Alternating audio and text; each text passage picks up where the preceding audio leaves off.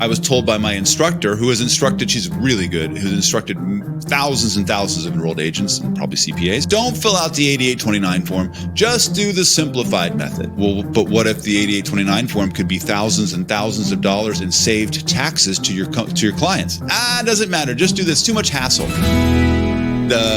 On your Schedule C, that's for y'all who are sole proprietors. You've got a side hustle, a lemonade stand, or you've got a single member LLC. You're going to file the income and loss and all that stuff on your Schedule C that gets attached to your 1040. Easy. That's the very first form that the folks at Liberty Tax are going to hand you when you say you don't have a job. Oh, you don't have a side hustle. Oh, you do now. It's going to fill out Schedule C because you can deduct expenses that if you can defend them to your business, you can come off your income, and that's great. So on the end of that form of the first page, once you get down to the place like, oh, here's your taxable income. But before you figure out the last of it, there's another little place that says the business use of your home section. There's a place on there that says the simplified method. Now, if you've done the simplified method, then you know that it's only, it maxes out no matter how big your house is or how much of your house you're using for business. You got a storage shed outside, you got an 80% of the house used for business. It's a 5,000 square foot house. Doesn't matter. It's going to get capped at $1,500. That's all the deduction you're going to get out of the business use of your home, no matter how expensive it was. I had a year where we had a casualty loss and the insurance didn't pay. It was over $100,000. If I had to use a simplified method, $1,500. That's all you would have gotten. But you can either choose to do the simplified method or the complex method, which is the form that Sterling's talking about, and that's the 8829 form. Now, I got to tell you, I'm just going to tell you this, and some of you are going to get mad, and that's okay. If you get mad, put an 8 in the chat box. That way, I love my mad folks. So that means you're with us.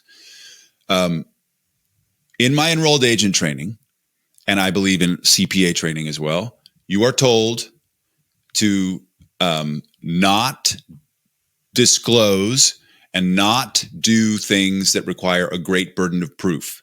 Don't tell your clients about things that require a lot of receipts. I was literally told that. Also, I was told by my instructor, who has instructed, she's really good, who's instructed thousands and thousands of enrolled agents and probably CPAs, don't fill out the 8829 form. Just do the simplified method. Well, but what if the 8829 form could be thousands and thousands of dollars in saved taxes to your clients? It doesn't matter. Just do this. Too much hassle. Too much hassle? What? So what is the 8829 form? It's an quite expanded version of how to figure out what business deductions you can take from the use of your home. And it's only for sole proprietorships. You can't use it in a multi-member LLC or an S Corp or C Corp. No, it's just for the sole prop folks. So in that form, you get to put all of the expenses of your home, the utilities, the repairs, not the capital stuff, the repairs, the lawn guy, the interest on your loan, what else is in there? Property taxes. All of that stuff goes on that form, multiplied by the square footage of the business use of your home based on the size of your home. So if you're using 10% of the square footage of your home for business and you can defend it, then all of those expenses, for the most part, deductible. And you get to factor in a certain amount of depreciation from your house, which was otherwise undepreciatable if you have a certain kind of home, which is off the hook.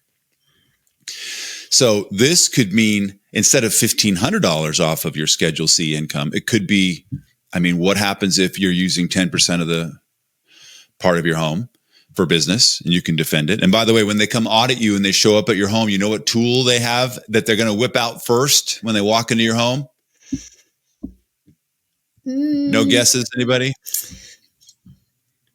Maybe a tape measure. You got it. They're going to whip out that tape measure. Good job. Whip out the tape measure and they're going to measure out that room and make sure that it works. And they'll pull up your house on the county and know that, was it really 10%? I don't know. Because it's not the 10% based on your garage and the storage shed. No, it's the 10% based on what the county says your home square footage is. Don't get cheeky with that. So what now, happens if there's a Peloton in that room? Just curious. Well, that's it, right? What if there's a Nintendo sitting in the corner that Right. that is? I mean, it's one thing if a kid leaves it, but hey, that's an installation. Hey, it's up to the discretion of the Internal Revenue Service, and that's why our members and who we work with us, we're constantly saying, look, it's not just a matter of if you can defend it, you can keep it. Yes, of course, but you really have to know how to defend it. And if you're like, hey, man, I got a Peloton in there, and they're going like, that's not. You're a writer for a television show or a composer or you're a pianist or you're a draftsman. Why do you need a Peloton? I hope you've got a good answer, because if you don't, they'll literally take the tape measure and measure out that part of the floor plan and like, okay, well, that's removed. And now you're going to have to pay more tax on all this. So the point I'm trying to make is that 8829 will take, like, if you had, I don't know, property tax of $10,000. And then you had utilities of $2,000, and then you had, some repairs of $500. Had to fix a roof from wind or whatever. Not to mention the interest on your loan, which is thousands of dollars. And you're up at 10, 15, 20, 25, 30, $35,000 in expenses on your home every year, that's not hard to do. Times 10%. That's more than 2 times what the simplified method was going to do at $1,500. Wow. What?